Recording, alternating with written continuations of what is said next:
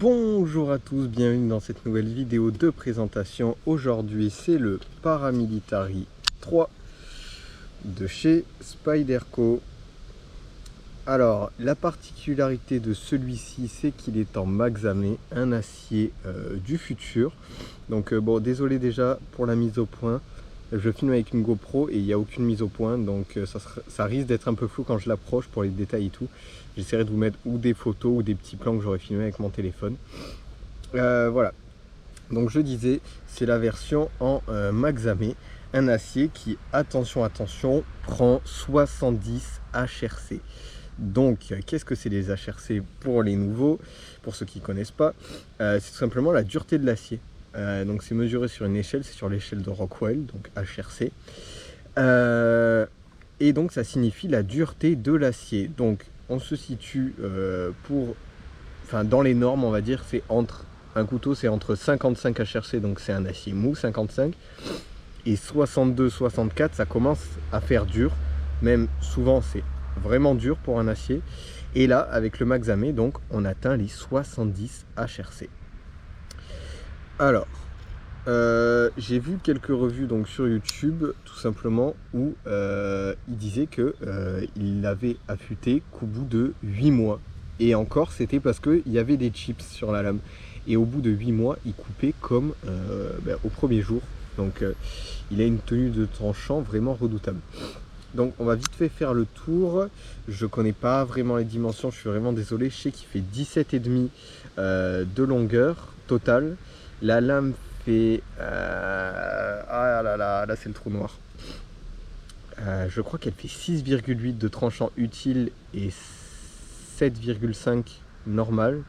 Je sais pas si je dis les proportions du grand, mais bon, je suis désolé, j'ai pas vraiment toutes les proportions en tête.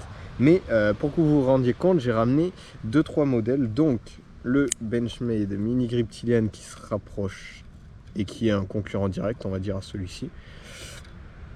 Et son grand frère, le Paramilitary 2. Voilà. Hop là, si j'arrive à le placer. Hop. Donc vous voyez que par rapport au Paramilitary 2, il est quand même assez petit. Il est plus petit que ce que ça donne sur les photos. Donc quand on le ressort, on fait « Oh, il est tout mignon, il est tout petit ». Un peu comme à la Benchmade, ça m'avait un peu surpris, mais je suis vraiment pas déçu. Il a une finition Stonewash sur la lame, contrairement à souvent les Spyderco, ils sont avec juste une finition satin.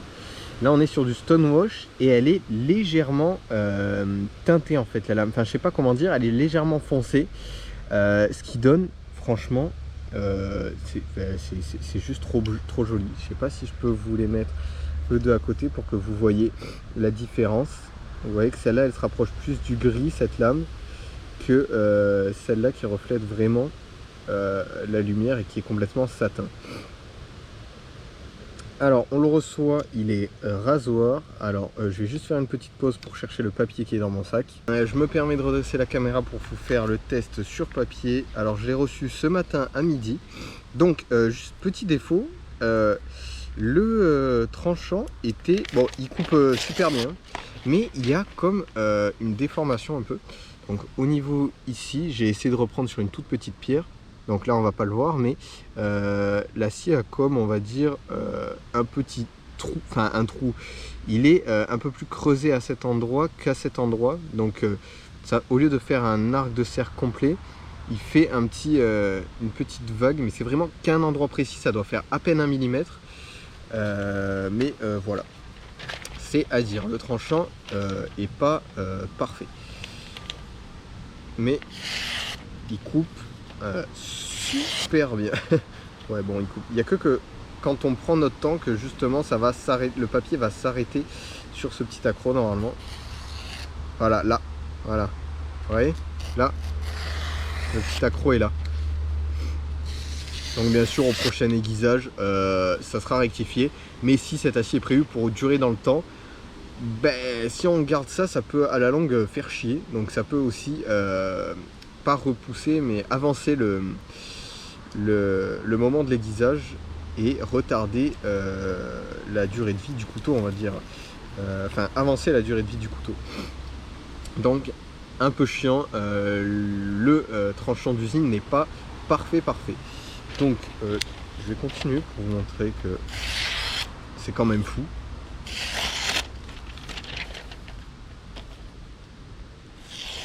Ah ben, hop, j'ai ripé sur mon doigt, je me suis arraché déjà un bout de peau. Je sais pas si on le voit. Impeccable. Donc franchement, c'est un des rares que j'ai qui a, ils appellent ça en anglais Scary Sharp. Donc c'est vraiment un tranchant qui fait peur. Donc à peine vous y passez le doigt, vous vous coupez, ça c'est sûr et certain. Donc si vous appuyez fort, vous allez vous faire jusqu'au sang. Et comme moi, si vous avez de la chance, ce sera juste la peau du dessus qui part. Donc vous inquiétez pas, tous les papiers et tout, je ramasse à la fin de la vidéo. J'ai jamais laissé quoi que ce soit dans la nature. Et ça va pas changer pour cette vidéo. J'ai ramené aussi du carton. Donc hop, je vais déjà le couper en deux. Hop. Donc ça aussi, vous inquiétez pas, je vais le ramasser.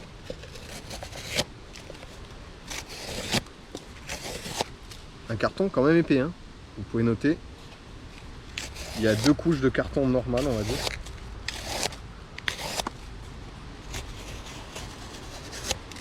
Voilà.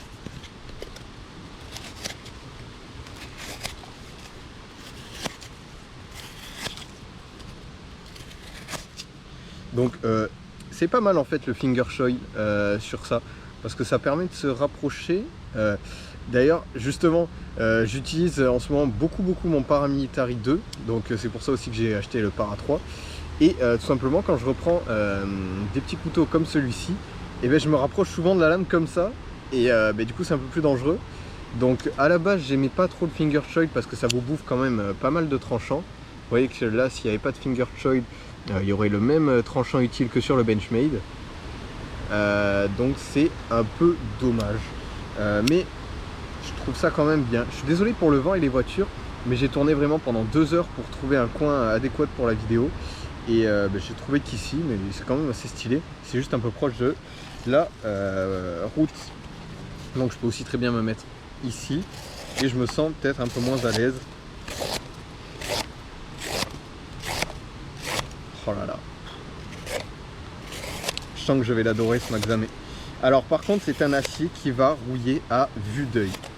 Il va prendre des marques de patine extrêmement rapidement. D'ailleurs ils le disent dans la boîte, on va faire un tour sur la boîte dans 2 minutes.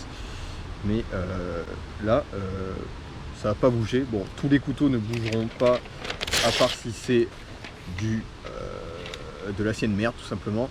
De l'acier chinois complet. Mais là voilà. Ça ne bouge pas. Voilà. Je me suis loupé. Oh merde. Hein. Voilà. Ok, donc, vous voyez aussi la fermeture et l'ouverture super fluide. La lame retombe toute seule et elle n'a aucun jeu. Ni latéral, ni haut et bas. Il y en a un peu à l'arrivée du couteau. Donc vous faites vraiment sur 1 mm, vous resserrez la vis et tout est rentré dans l'ordre et il a gardé sa fluidité. Donc je vous ai ramené aussi, alors désolé, la GoPro a coupé car elle avait plus de batterie. J'avais 35%, ils sont partis en 10 minutes, super. J'ai 27%, super. Donc j'ai été sur le test du bois. Alors j'en ai coupé un peu avant de me rendre compte que la GoPro n'avait plus de batterie. Mais comme je disais pendant que je parlais dans le vide, c'est un petit couteau qui peut faire pas mal de choses.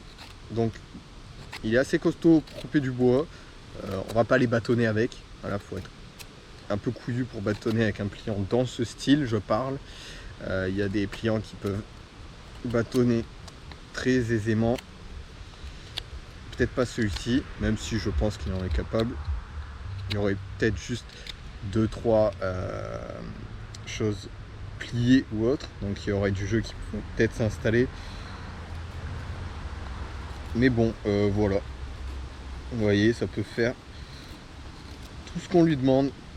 Donc ça reste quand même un couteau de poche, donc on va pas s'enflammer, donc comme je vous ai dit, à passer dans une bûche de 10 cm. Et on va montrer que ça coupe toujours. Même si, comme je dis, tous les couteaux couperont. C'est juste aussi pour le plaisir de couper aussi aisément du papier. Déjà que leur S30V, il était superbe. Donc je l'ai aiguisé 2 fois en 1 an et 1 mois. Voilà.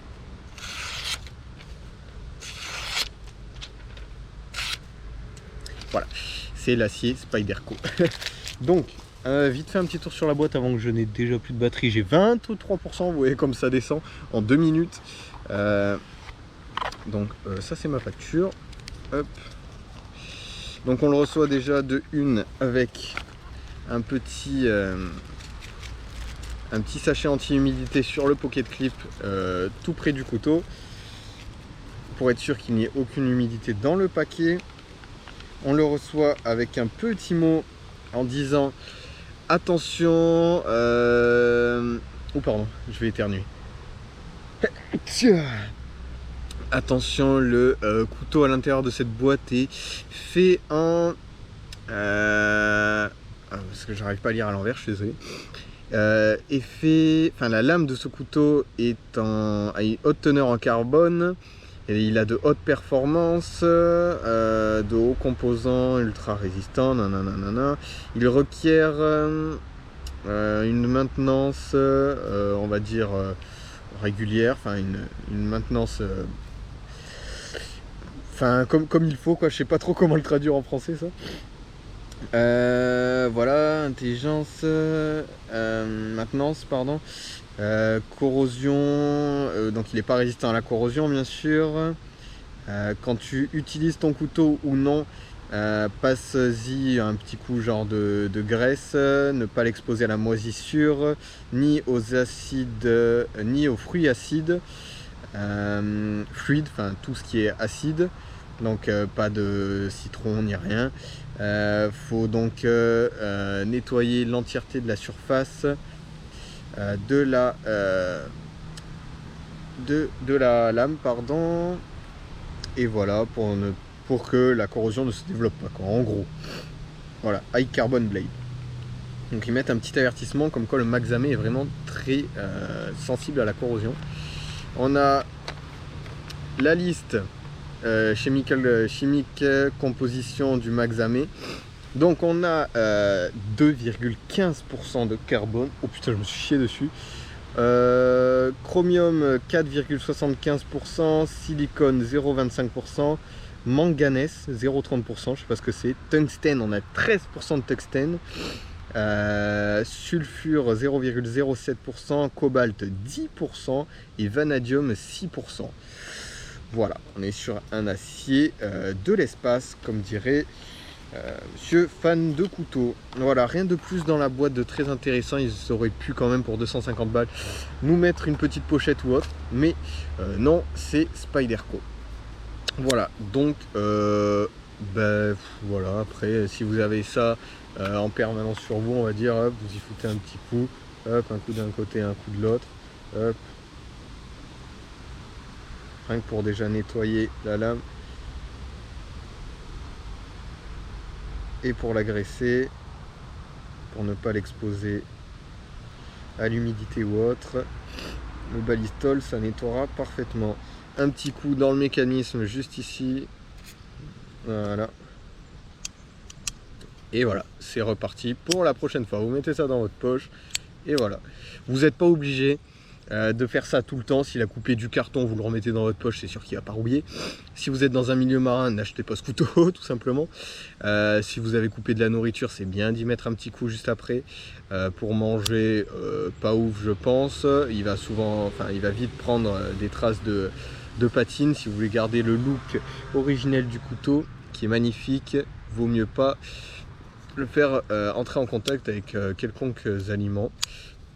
C'est bien pour faire du travail. Donc comme j'ai dit, un petit peu sur du bois, couper des cartons, ce sera parfait. Couper du papier, ce sera parfait. Ouvrir des lettres, voilà, des cartons, une utilisation normale. Voilà, c'est un couteau qui est fait pour être utilisé. Sinon on n'achète pas du Maxamé à 70 HRC. Voilà, s'il est fait pour être dans la collecte, vous achetez la version en fibre de carbone, toute belle, avec un acier voilà, aussi correct, hein, mais pas un acier de l'espace comme ça. Après vous faites ce que vous voulez, c'est votre argent. Donc voilà. On va se quitter sur quelques découpes de papier. Voilà, donc j'ai dit le prix du couteau, les mensurations étaient un peu floues, je voulais comparer la solidité, voilà, vous avez vu, ça découpe du bois. J'ai mis quelques torsions aussi dans le carton, même si ça ne sera pas exagéré. Mais hop, platine en acier inox qui traverse tout le long. Bon, je vais pas vous refaire tout le système du compression lock aussi. Le Jinping, voilà, le finger choil, un petit trou pour la dragonne. Ah papa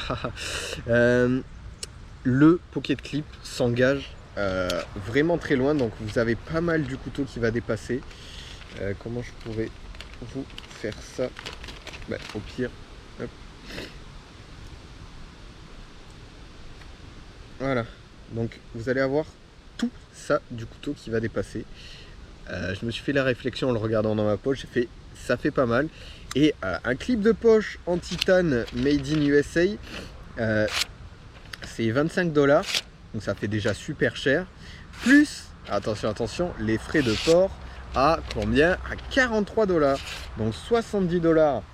Un pocket clip, même si on convertit en euros, ça doit faire 60 €. Mais non merci, un clip en titane à 60 € va te faire, voilà.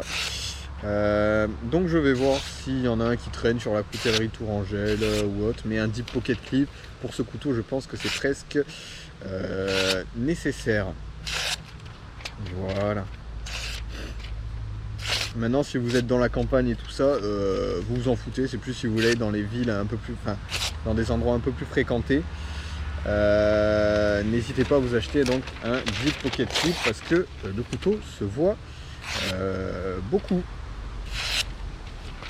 Voilà, c'est tout pour moi. Je vous laisse sur ces magnifiques coupes. On va faire un petit coup du reptilien si on va être jaloux. Voilà, un petit coup du Spyderco.